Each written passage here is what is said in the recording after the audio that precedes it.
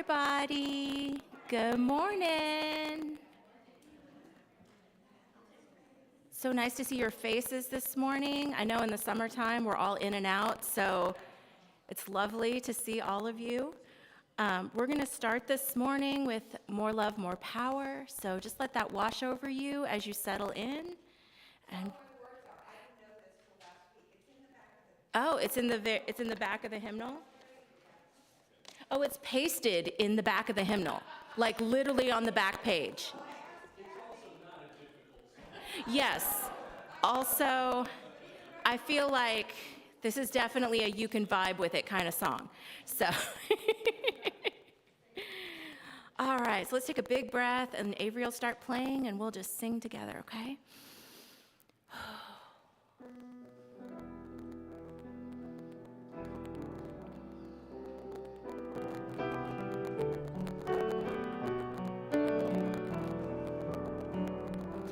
More love,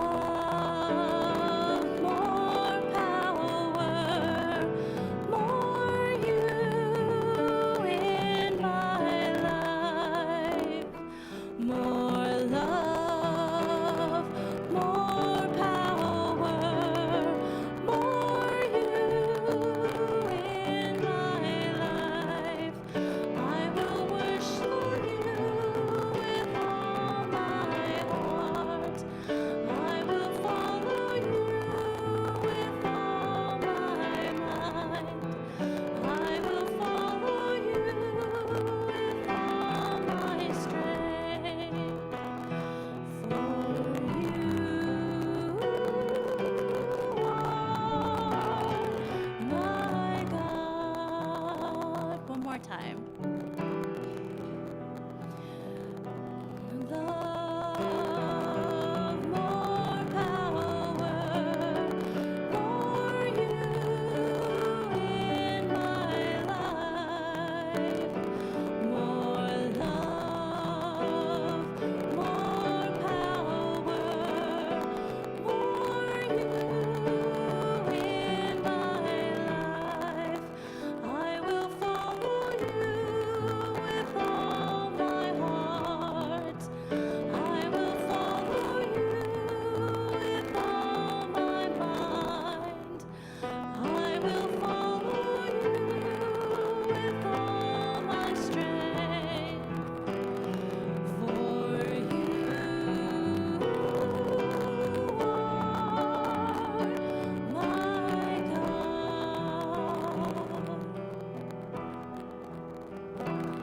For you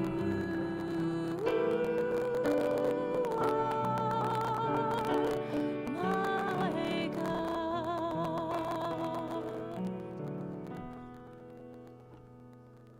Welcome to Unity of Tallahassee. We're so glad everyone is here today together to share and worship.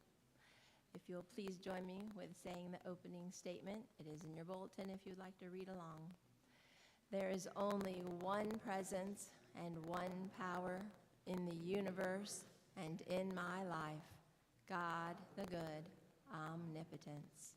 And we're going to invite Ann to come read the daily word for us.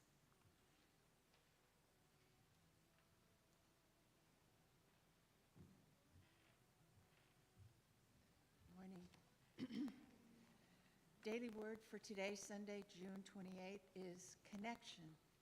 And the affirmation, I share a connection to all living things.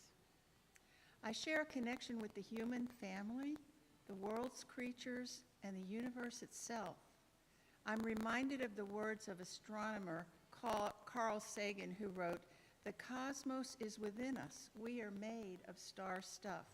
We are a way for the universe to know itself." I affirm this cosmic connection and more. I feel I am a part of everything and connected with everyone through the indwelling presence that unites us in God.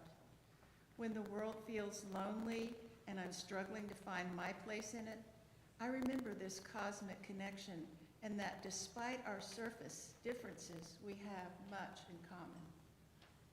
I value my connection with others and seek to make new ones.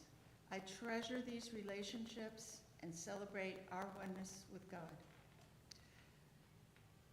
The scripture is 1 Thessalonians chapter 5, verse 11. Therefore, encourage one another and build up each other, as indeed you are doing. So I'll repeat the affirmation and then we'll say it together. I share a connection to all living things. I share a connection to all living things. So we have our first hymn of the morning. It's 54. Avery is going to play it through first because unlike Catherine, this might be my new favorite hymn, but I don't know yet.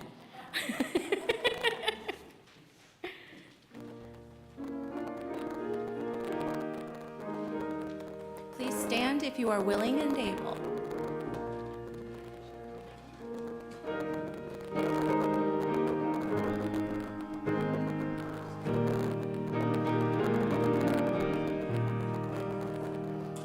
There is absolutely only one great presence and one power. God the good is that all-knowing. He is with me every hour. This I know, He is all-powerful. He is present everywhere. There's no place where I'm abandoned. Where I go, He's always there. Always I can have God's guidance if I listen with my heart. So I give myself completely, and I know where in my part.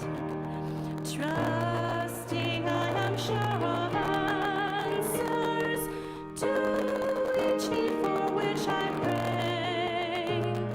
Trusting I have all assurance that my God will come my way. I must find my very own path as I go along life's way. Seeking, I will find the courage to go further on each day. Though the world seems in a turmoil, God already has a plan. I have visions and a future, all things new, including that.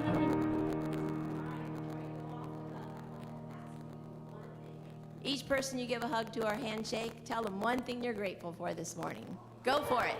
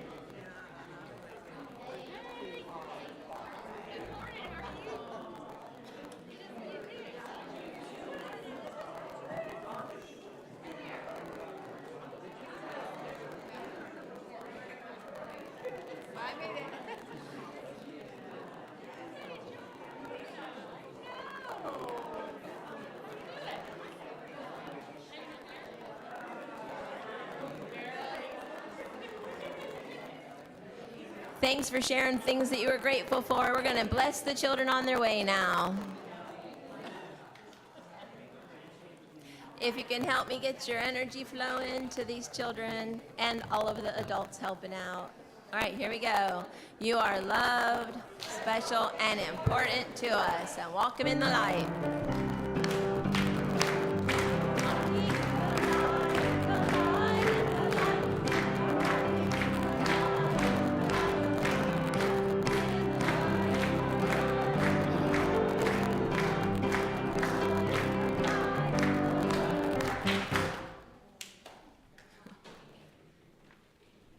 Okay, I have some announcements for you. You might have heard them before, but I'm going to say them anyway.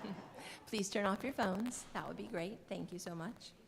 And is there anyone visiting for the first time? We want to give you an information packet. They're getting it back there. Yay. So there is one visitor. Yippee. Woohoo! Okay, choir rehearsal is not happening right now for a while Catherine's with her mother. The name tags, you all have done great. You all have your name tags. If you need one, there's a sign-up sheet. Kathy will make it just like that for you. So you too can have one. All right, Reverend Marge is going to do a Reiki training class, and there are flyers back there on the table. You can take one for your personal usage, but also if you know somewhere where you can hang one up, there's big flyers too.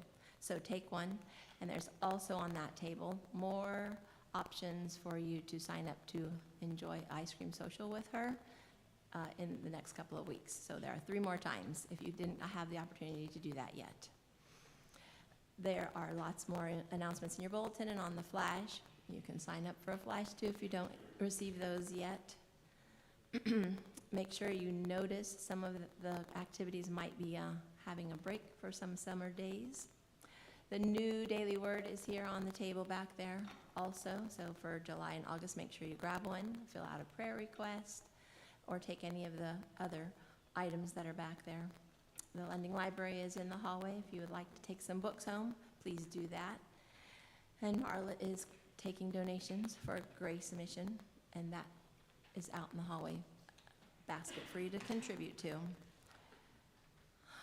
And make sure that you, if you know someone who would benefit from our new soup ministry, that you let one of the board members know, or Marla, so we can take them some soup. And then make sure you come into the cafe to have some refreshments. There's lots of choices back there today.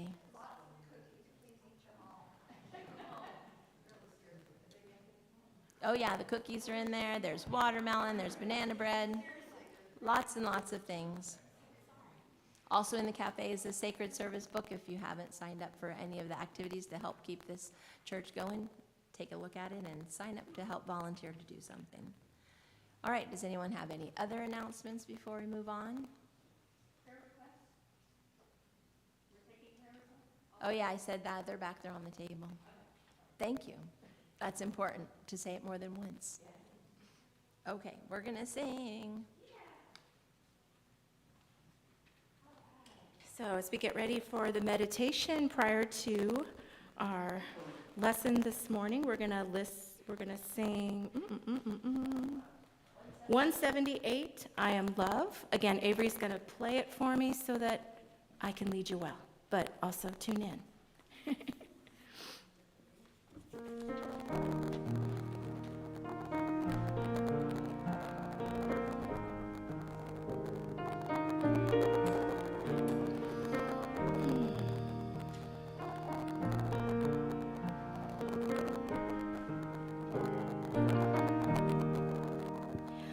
I am love, I am love, I am love, I am love, I am love, I am love, I am love, your love.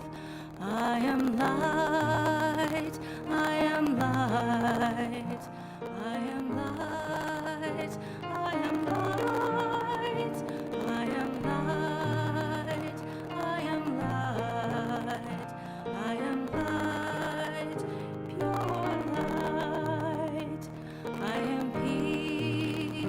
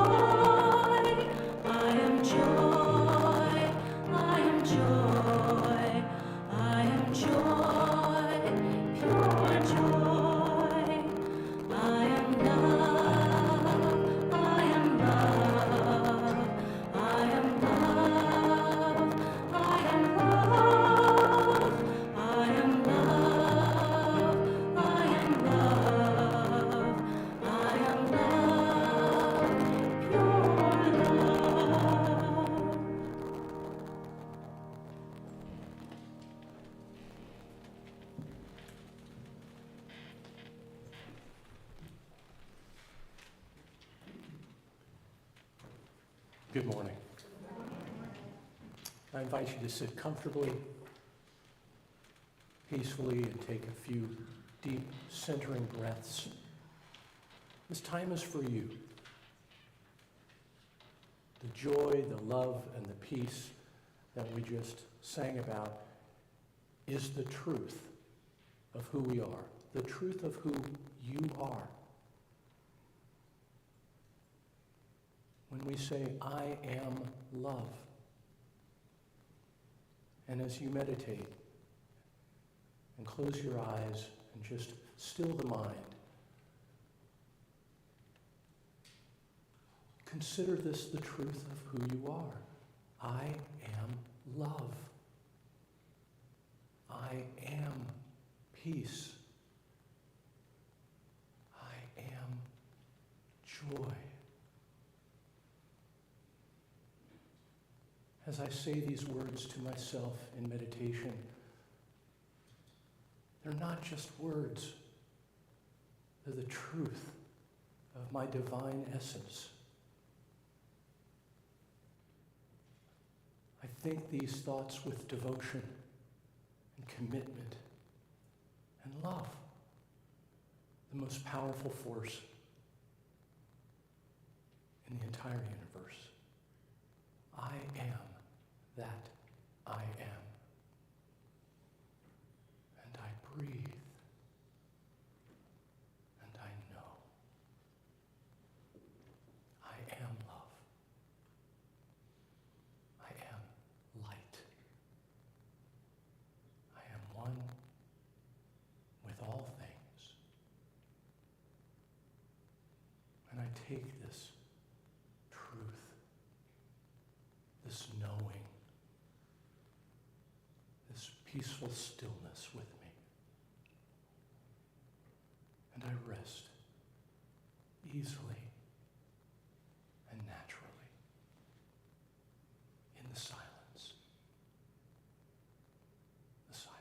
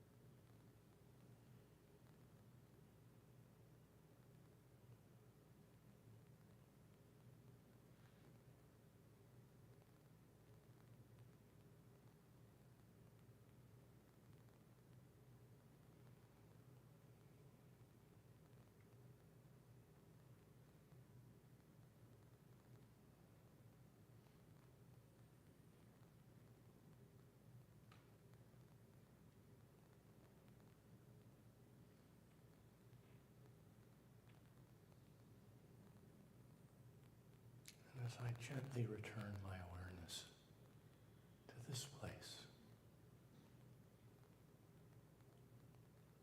I'm fulfilled in the knowing that this peace, this stillness, this truth of my oneness with God in all things is ever present within me. It is always available, even in the midst of the most difficult circumstances. And in fact, it is by remembering this truth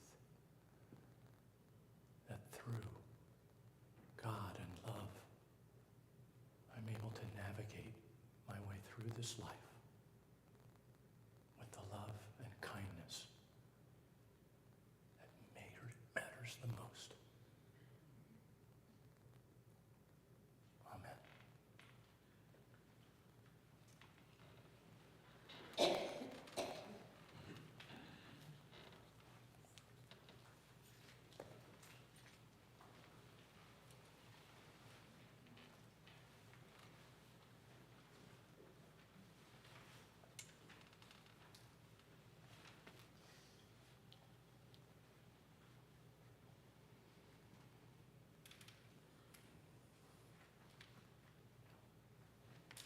Good morning.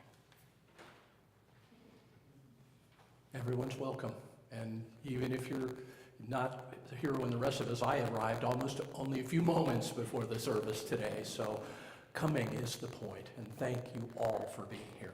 I'm grateful for that. Pam, you asked us to ask what we're grateful for. I'm truly grateful for this community. It's made all the difference in my life from the very first day I walked through those doors.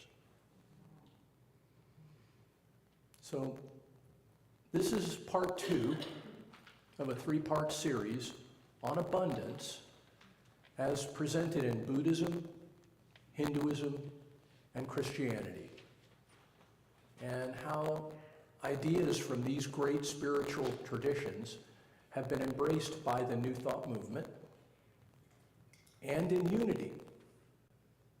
This talk focuses on Hinduism and the realization of our oneness with God as the path leading to the experience of abundance and happiness. Now, we've all heard the term oneness, and it's used a lot in unity, and by many New Thought teachers and speakers. And because of this, it might seem like it's a relatively new idea.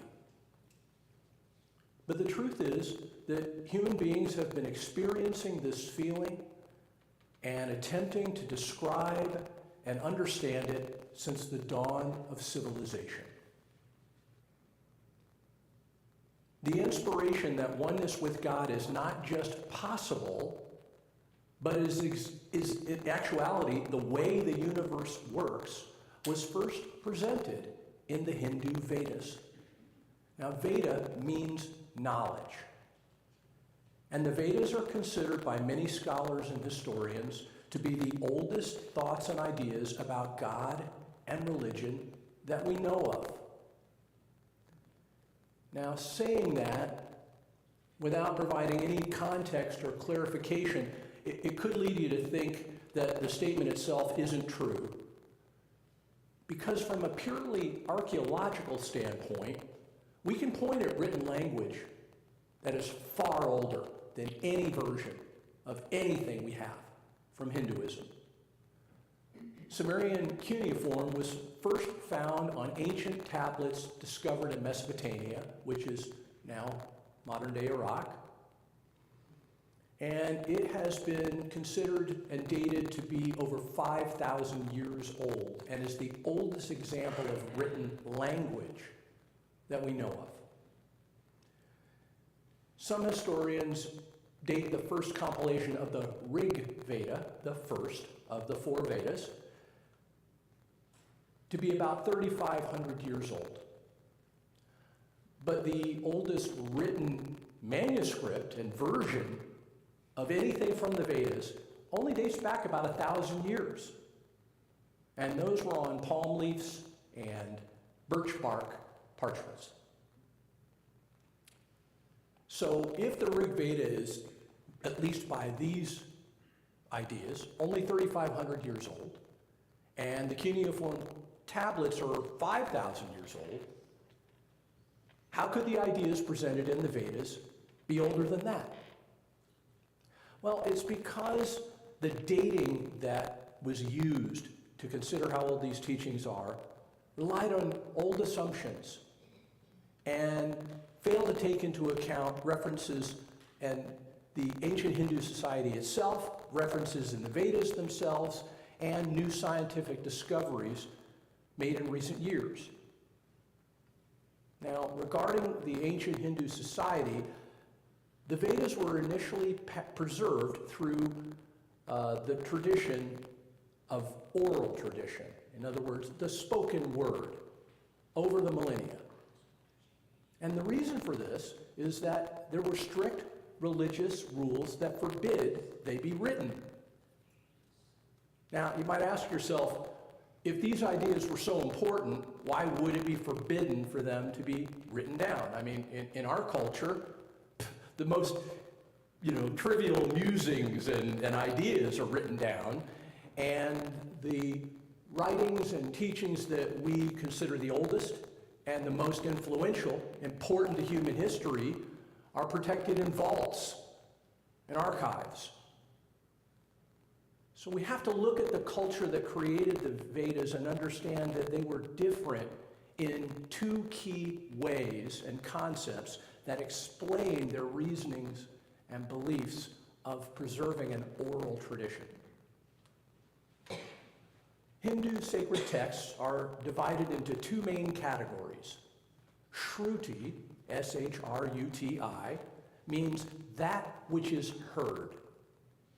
Smriti, S-M-R-I-T-I, means that which is remembered. Shruti comprises the divine, eternal revelations received by sages that were preserved strictly by being spoken. So when we do say oral tradition, that's what we mean. Spoken, not written. The spoken word was considered to be alive and powerful, where the written word was thought to have had the life and inspiration taken from it. And by speaking and hearing the truth and power of these divine revelations, the speaker and the listener experiences it directly. Now, the Vedas contain a lot of words. And because of this, it's hard for many people and even scholars to actually imagine that they could have memorized them all. And that's not an unreasonable thought. Let alone pass these words and ideas down through generations and generations and generations. But it was actually a lot easier than you might think. Because the words weren't just memorized and spoken, they were songs. Even the Bhagavad Gita, which we'll be talking about later, is often referred to as the song of the soul, the song of God. And, we all have songs we know and love. I will bet that there are songs that you know, that when you hear them, you remember where you were the first time that you heard it, you remember what you were doing, you remember how it made you feel. When we sing here the hymns in church, many of them we've been singing for years. We know them by heart. We look at the hymnal if we need a little reference, but in general, we're singing them as a group because we're devoted. We're a loving community. We're participating in this together. Songs create that powerful, lasting memory. And when you consider that these ancient songs were the foundation of their beliefs and sung with passion and inspiration, just like we did, in sacred places in the churches of their day, it's not hard to believe that they kept these ideas alive and consistent from generation to generation. Now, Smriti consists of the traditional human-authored texts, like the Bhagavad Gita. And to illustrate why oral traditions are considered to be, let's use the word, more accurate or faithful to the original idea versus being written down,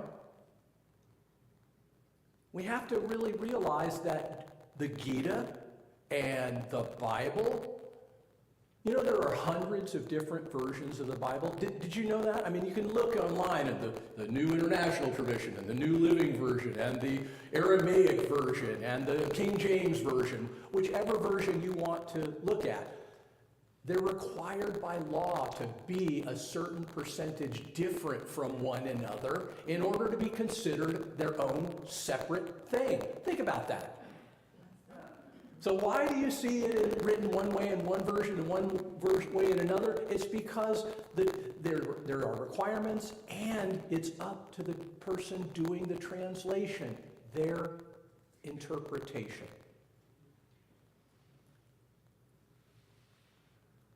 An oral tradition and a song conveys the words and ideas and inspiration exactly as the sage that first experienced it shared it with their community.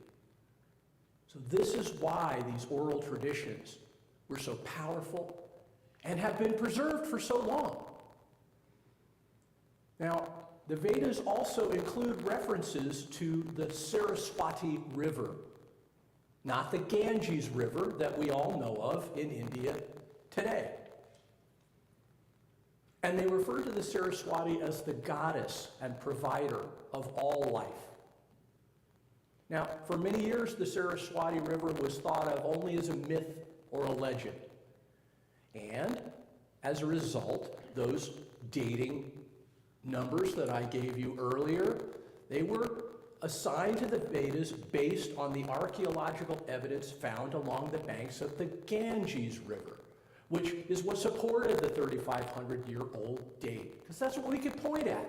When we're trying to figure this stuff out, it's important to be able to point at it. Don't you think? Not just say we think it's like this, but what does the evidence really show? Because if I'm going to talk about oneness or anything else, I appreciate it when, if you are valuing my opinion, that's wonderful. I hope that that's so.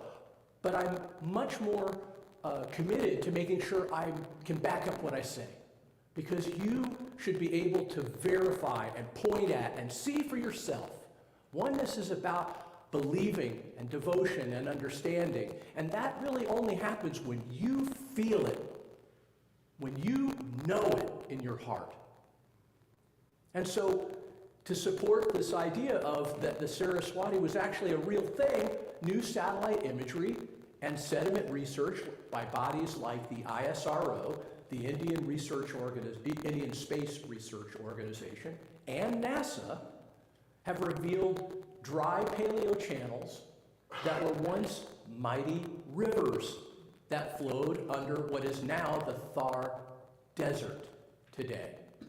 And these channels align perfectly with the ancient descriptions of the Saraswati found in the Vedas. The imagery also confirms that geological and climate changes, including tectonic shifts, altered the course of the Saraswati, causing it to dry up around 4,000 years ago. Right? This catastrophic event meant that the entire Hindu population was uprooted, and it took hundreds of years before it was finally reestablished along the banks of the Ganges River. Now, this kind of example, where a culture essentially stopped for hundreds of years and then formed again, is not isolated to the example I just pointed at. It's actually been proven to have occurred in ancient Egypt. There's a period of hundreds of years where science has confirmed the Nile essentially dried up. And there is no archaeological evidence, or better said, a distinct lack of archaeological evidence showing any kind of substantive and organized culture. Then, after this long period of drought, the archaeological evidence shows that the Egyptian culture formed again and began anew. Now, taking all of this into account suggests that the thoughts and ideas presented in the Vedas are much older than originally thought, with some scholars and historians suggesting dates of at least 5,000 years old, and some 6,000 or 7,000 years old. Think about that. Here we are today talking about the idea of oneness, and it is essentially the same feeling, experience that human beings have been pondering since there has been what we can point at as a civilization. There's got to be truth to it, or we wouldn't keep talking about it. So now, after the history lesson, let's talk about the concept of oneness. Oneness refers to the state of being one, unified, whole, not separate. Great teachers and thinkers throughout time have talked about it and affirmed again and again that it is the truth of our existence. Jesus said in John 10:30, "The Father and I are one." And if you've read your handout today, you'll notice that we're going to sing those very words in just a little while after the talk. And from a purely scientific aspect, when we consider the total energy of a system, just say the Earth, the total energy of the system that makes up the Earth, we're part of that total system of energy. We are not separate from it. Physics has even discovered the concept and idea of quantum entanglement and proven that it's a real thing. You know, it occurs when two or more particles become inextricably linked. When this happens, the physical state of one particle instantaneously affects the state of the other particle, no matter how vast the difference and the separation is. But still, if oneness was so easy to understand and believe, we wouldn't need to be talking about it. I mean, we'd all just say, well, yeah, of course, we're all one. Everybody knows that, right? But we look around the world and we see the troubles, the upsets, the disagreements.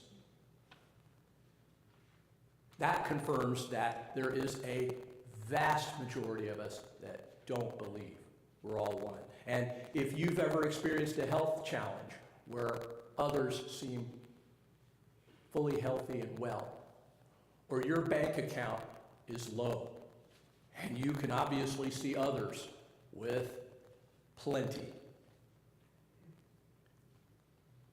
it becomes even harder to believe. So let's consider some ideas that can help us. Hinduism is founded on the belief that life is a cosmic play, and it's unfolding in a universe made up of Brahman, God. Each of us is an actor who has forgotten our true self, the Atman, an individual expression of God, and the world around us is an illusion called Maya.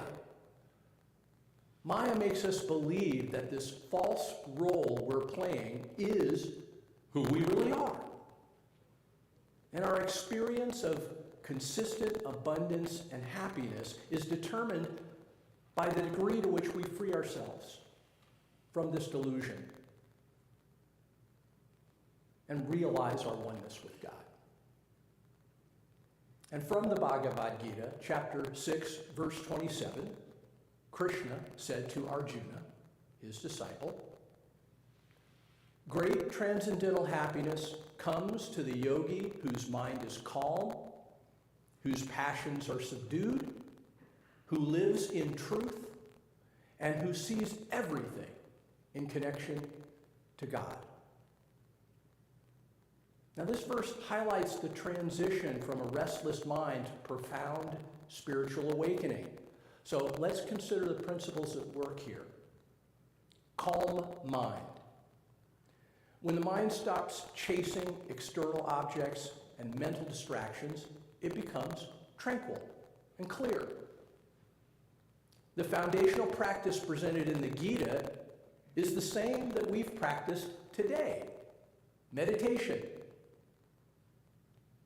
And while there are many different ways to meditate, the practice, in general, is intended to help calm the mind so we can perceive and experience our oneness with the divine.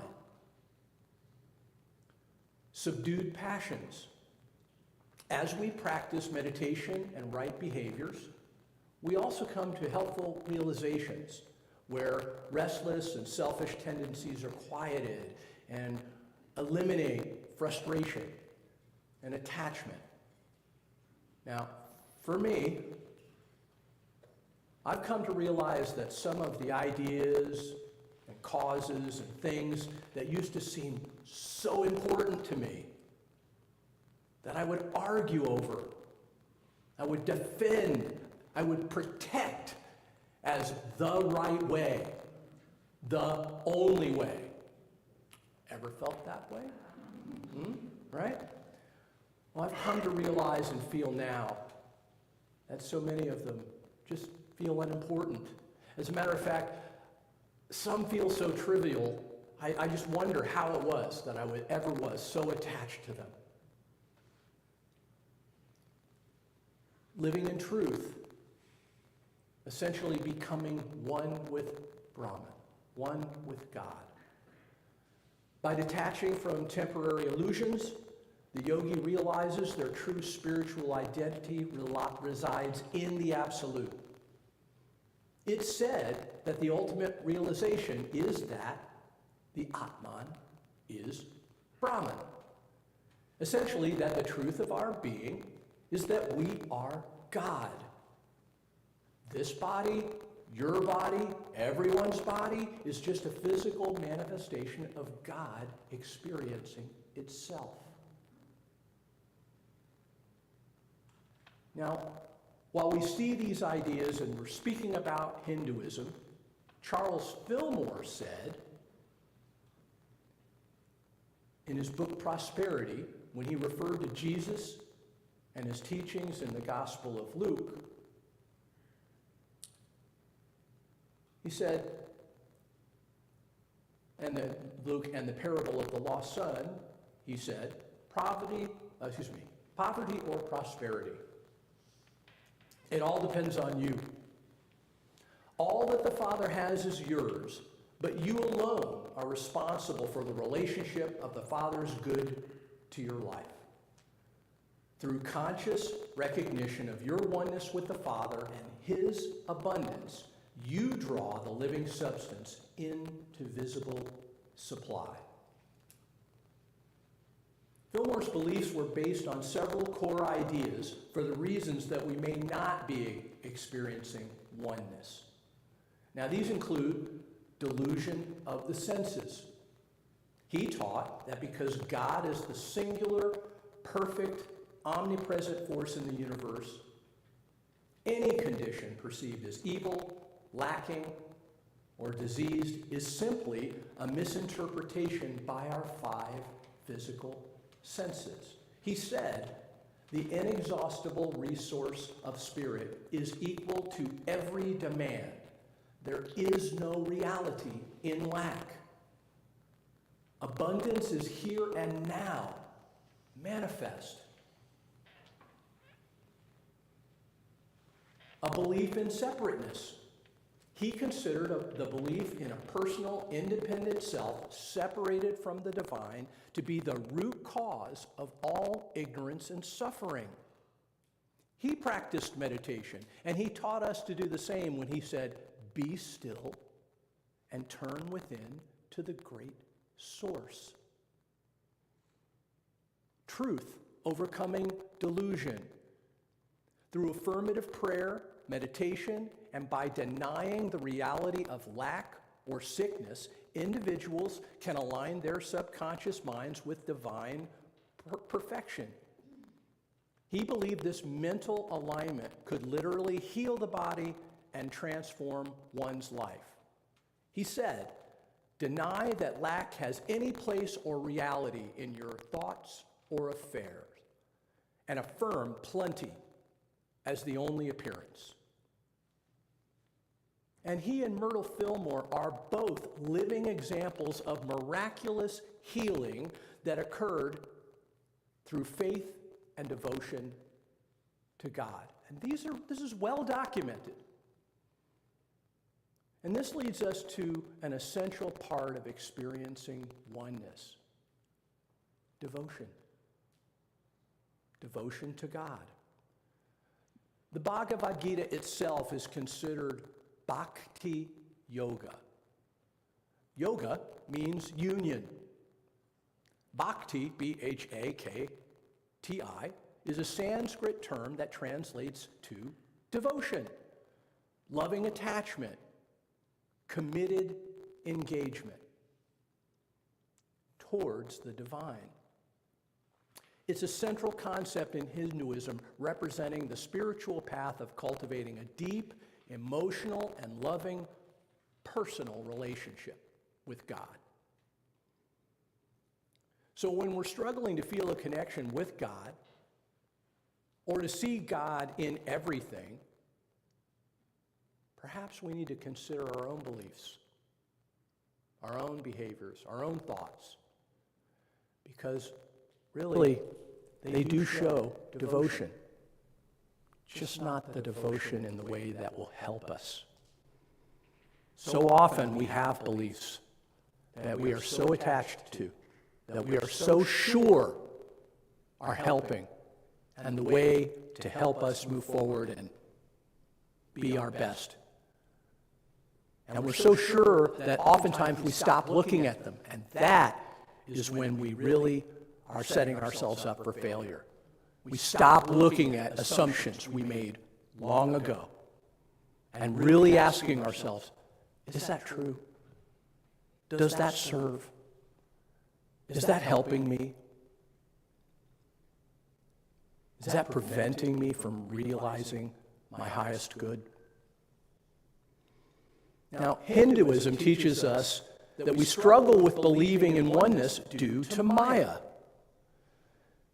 Maya completely blinds us to the truth, and unless we're diligent and practice and commit ourselves to believing in oneness, our life experience is subject to the ever-changing circumstances of the world. Today, I'm happy. Tomorrow, I notice what they're doing and I'm unhappy. Today, I feel great. Tomorrow, oh my gosh, I just can't get over how that person spoke to me. Understanding and believing and being devoted and practicing the things that promote this feeling of oneness is how we become even-minded. The Gita talks about the person, the sage, that is even-minded in pleasure or in pain, in praise or in blame, sees gold and dirt with the same value. Sounds difficult. And without practicing and working on this each day and keeping this focus within our hearts, our experiences are subject to change like the seasons. Now, I'll close with a story that Alan Watts tells that explains the power and experience of Maya. And the two characters in this story are Narada. Now, Narada is a revered sage and son of Brahma and devoted messenger of the Lord Vishnu. Now, Vishnu can be thought of as the manifestation of God. And really, we can, if we want, consider it the same way as the Gita, Krishna and Arjuna, God talking to his disciple, the teacher teaching his student. And the story goes like this. Narada asks Vishnu, "What is Maya?" Vishnu takes Narada over to a pool that appears to be filled with water and throws him in. Instantly, Narada forgets who he is and everything about his life and experiences, and is now in the process of being born. He has a new name and is now a princess in a royal family. She learns to recognize her parents, her brothers and sisters, and is raised in the kingdom and the culture she has been born into. As she matures and comes of age, she marries a prince from a neighboring kingdom, and they're happy. They're prosperous. They're living a wonderful life. Then one day, they're attacked by another kingdom, and theirs is utterly destroyed. Even her husband is killed in the battle. And as she is filled with grief and crying and about to throw herself onto his funeral pyre, Vishnu raises Narada out of the pool. For a moment, Narada is bewildered and still sobbing. But as he regains his composure and remembers who he really is, Vishnu asks him, "Who was it that you were grieving for?" This life and the world that we live is designed to distract us. That's the setup. It's intended to convince us that we're separate, not one, not the same. In certain ways, perhaps it is, in fact, this feeling of separateness that is the motivating energy that keeps life going, struggling, living. I need to eat. I need clothing. I need shelter. I don't want you to hurt me. I want to have more little ones just like me. So it is not unreasonable that the setup of separateness is the way it starts out for all of us. But if we want to believe that we're one with God, and we still have doubts, it means that at least we're on the right path. And Charles Fillmore gave us encouragement to persevere with our practice and devotion when he said this: "We do not have to wait until we have fully entered the kingdom or attain a complete understanding of spirit before prosperity begins to manifest. But we do have to seek. We do have to turn attention in that direction. Then things begin to be added unto us."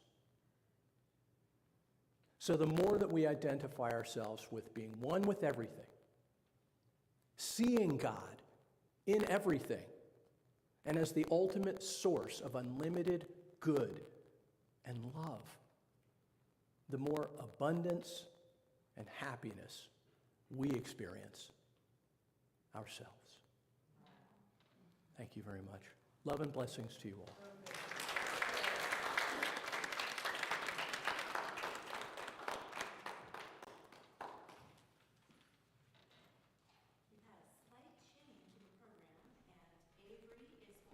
Do our special music. Thank you, Avery, always for being with us on the fly. So please just let Paul's words sink into you as Avery blesses us with some music.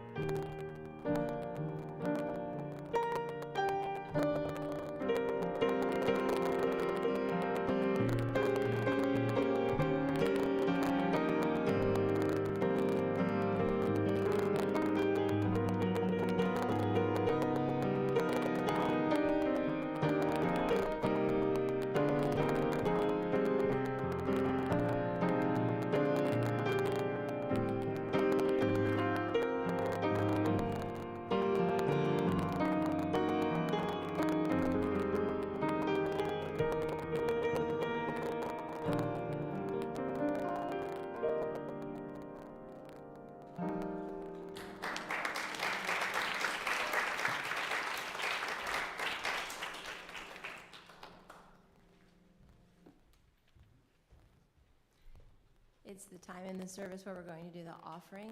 If you can get your gifts out, and we're going to bless them together. You can find the statement in your bulletin if you want to refer to it. Divine love flowing through me blesses and multiplies all I am, all I have, all I give, and all I receive. And we're going to sing 215, The Father and I Are One, while we collect the offering. Yep.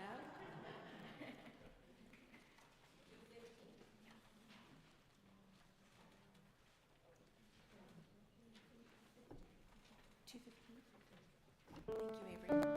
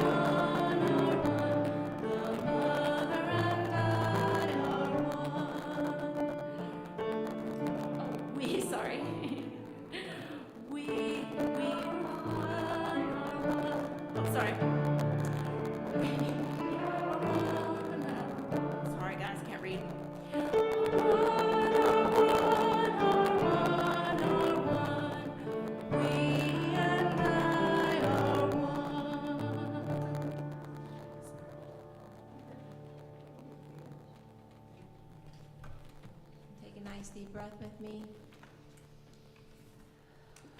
and bless these offerings and gifts that everyone has given today to go out and bless all of us in many ways. Amen. All right, let's circle up for the prayer for protection and peace song, please.